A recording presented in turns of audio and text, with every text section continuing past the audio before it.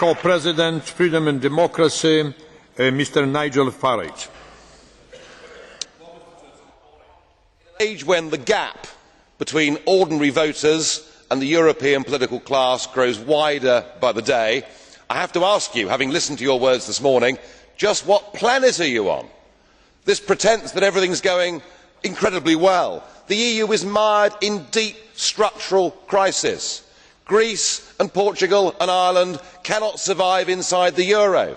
The Danes have torn up the Schengen Agreement, and good for them, because the total free movement of peoples is a completely irresponsible thing to have done. And public opinion is saying, whilst they want a European cooperation, yes, of course I agree with that, what they do not want is this Europe run by unelected bureaucrats like Mr Barroso.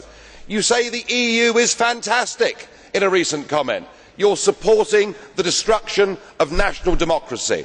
But it is with reference to Greece that I am most concerned about you, because when faced with their recent enslavement, you said, "We lived for many years as a non-sovereign country under Soviet occupation.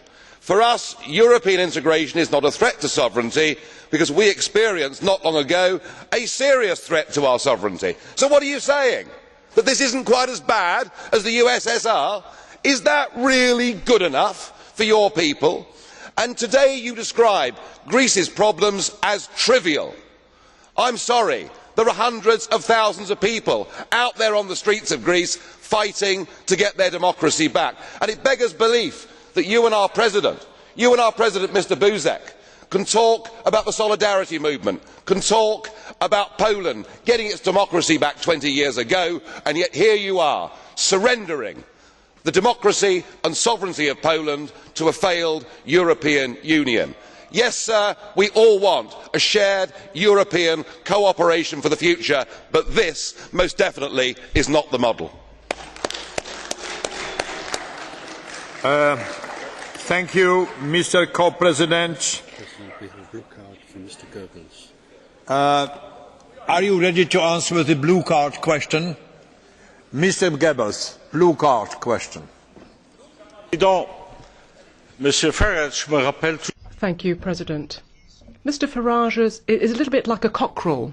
You know, he's sitting on a heap of unmentionables and going cockle-doodle-doo. But apart from the criticism, what about suggestions? I haven't heard a single constructive suggestion as to how we could change Europe. You know, what ideas do you have for the future of this continent then, Mr. Farage?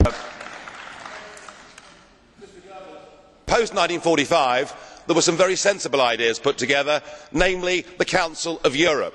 Let us have a Europe where we sit down together, where we have a free trade agreement, where we agree minimum standards on work, on the environment. We can do all of these things without a European Commission, without a European Parliament, and without a European Court of Justice. We have done it in security terms with NATO. Yes, it will mean you will lose your job, Mr Barroso, but apart from that, why can't we do things as mature democracies? Yes, I want you sacked, Mr Schulz, as well. I want you all fired.